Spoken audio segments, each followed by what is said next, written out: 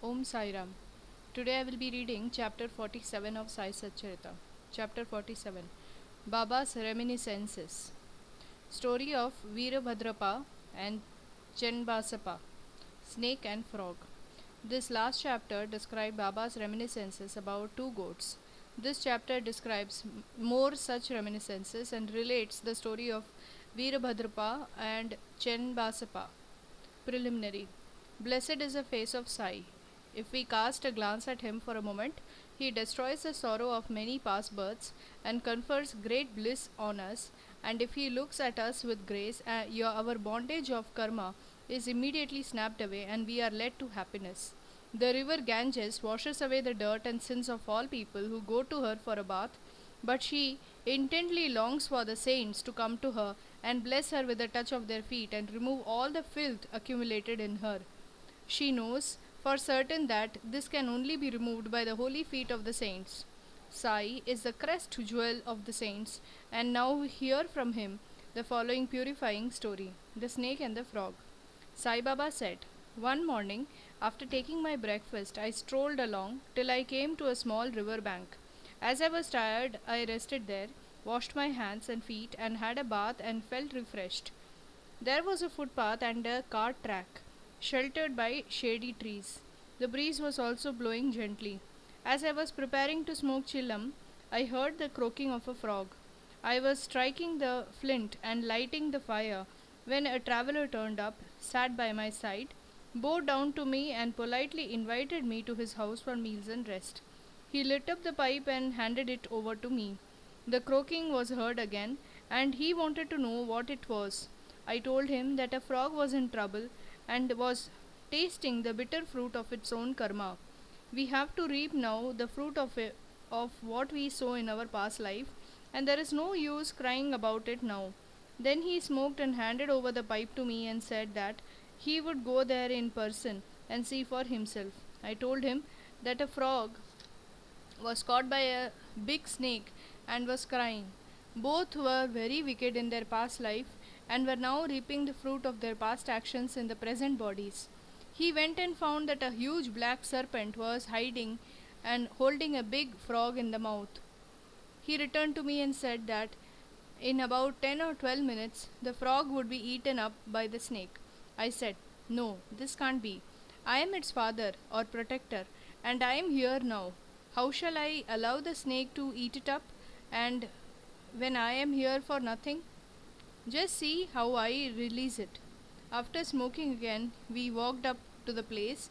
He was afraid and asked me not to proceed further, as a snake might attack us.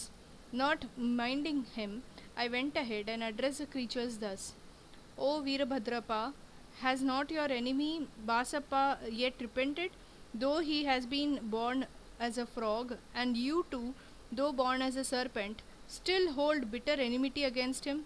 Be ashamed of yourself. Give up your hatred now and rest in peace." On hearing these words, the snake left the frog quickly and dived into the river and disappeared. The frog also jumped away and hid itself in the bushes. The traveller was much surprised. He said that he could not understand how the snake dropped the frog and disappeared on hearing the words. Who was Veerabhadrapa and who was Basappa, and what was the cause of their enmity? I returned with him to the foot of the tree, and after sharing again a few puffs of smoke with him, I explained the whole mystery to him as follows. There was an ancient holy place sanctified by a temple of Mahadev about 4 or 5 miles from my place. The temple was old and dilapidated.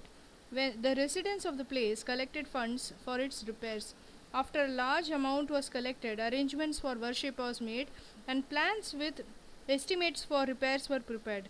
A rich local man was appointed the treasurer, and the whole work was entrusted to him. He was to keep regular accounts and be honest in all his dealings. He was a first class raiser, miser, and spent very little for the repairs, which consequently made very little progress. He spent all the funds, swallowed some amount himself, and spent nothing from his pocket. He had a sweet tongue and was very clever in offering plausible explanations regarding the pace and tardy progress of the work. The people again went to him and said that unless he lent his helping hand and tried his best, the work would not be complete. They requested him to work out the scheme and again collected subscription and sent the amount to him. He received it but sat as quiet as before without making any progress. After some days, God Mahadev appeared in his wife's dream and said to her, "You get up, build the dome of the temple. I will give you 100-fold of what you spend." She told this vision to her husband. He was afraid that it would involve him in expenses and therefore laughed it off, saying that it was mere dream, a thing not to be relied and acted upon, or else why did not God appear to him in his dream and tell him about it? Was he far off from her? This looks like a bad dream, having the object in the creation of ill feeling between husband and wife. She had to remain silent. God does not like big subscriptions and donations collected against the wishes of his donors, but he likes ever trifling amounts given with love, devotion, and gratitude. Some days later, God again appeared in her dream and said, "Do not bother yourself about your husband and the collections with him. Don't press him to spend any money on the temple. What I want is bhava and devotion.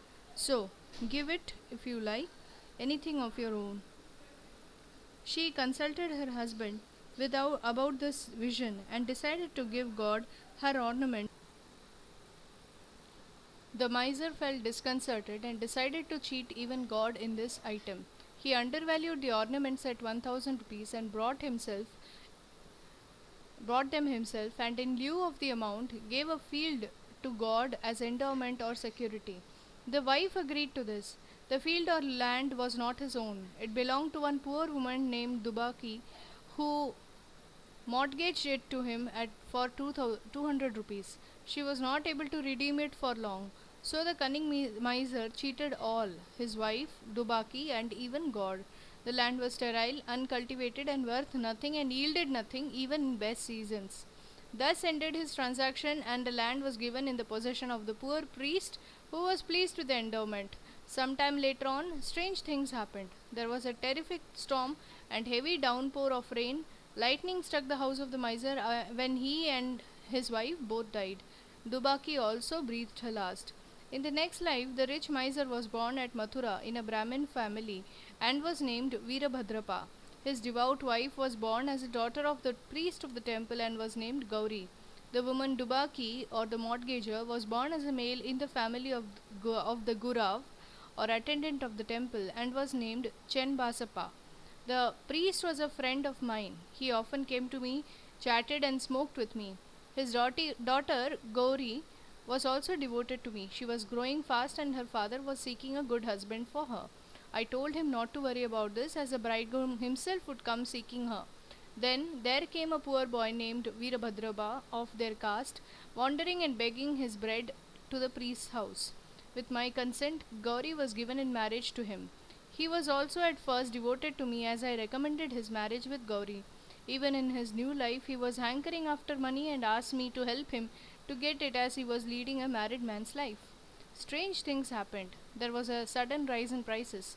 By Gauri's good luck, there was a great demand for land, and the endowment land was sold for 1 lakh of rupees, 100 times worth of her ornaments. Half the amount was paid in cash, and the remaining was to be paid in 25 installments of 2000 rupees each. All agreed to this transaction but began to quarrel over the money. They came to me for consultation. I told him that the property belonged to God and was vested in the priest, and Gauri was his sole heiress and proprietress, and no amount should be spent without her consent, and that her husband had no right whatsoever to the amount.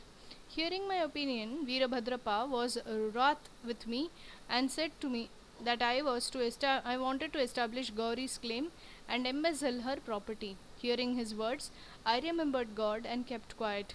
Veerabhadrapa scolded his wife Gauri, and she came to me at noon and requested me not to mind the words of others and not to discard her, as she was my daughter. As she sought my protection, I gave her a pledge that I would cross 7 seas to help her. Then that night, Gauri had a vision. Mahadev appeared in her dream and said, "The whole money is yours. Do not give anything to anybody. Spend some amount for temple purposes in consultation with Chen Basappa, and if you want to use it for some other purpose, consult Baba in the masjid or myself."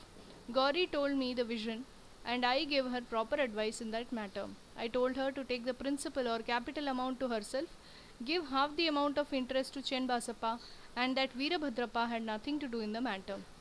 While I was thus talking, both Veerabhadrappa and Chanbasappa came there quarrelling. I tried my best to appease them and told them God's vision to Gauri. Veerabhadrappa got wild and angry and threatened to kill Chanbasappa, cutting him to pieces. The latter was timid. He caught my feet and sought my refuge. I pledged myself to save him from the wrath of his foe. Then, after some time, Veerabhadrappa died and was born as a snake, and Chanbasappa died and was born as a frog. Hearing the croaking of Chen Basappa and remembering my pledge, I came here, saved him, and kept my word. God runs to his devotees for help in times of danger. He saved Chen Basappa the frog by sending me here. All this is God's Leela or sport. The moral. The moral of the story is that one has to reap what one sows, and there is no escape unless one suffers and squares up one's old debts and dealings with others, and that greed for money drags the greedy man to the lowest level and ultimately brings destruction on him and others. Bo to Sri Sai, peace be to all. End of chapter 47.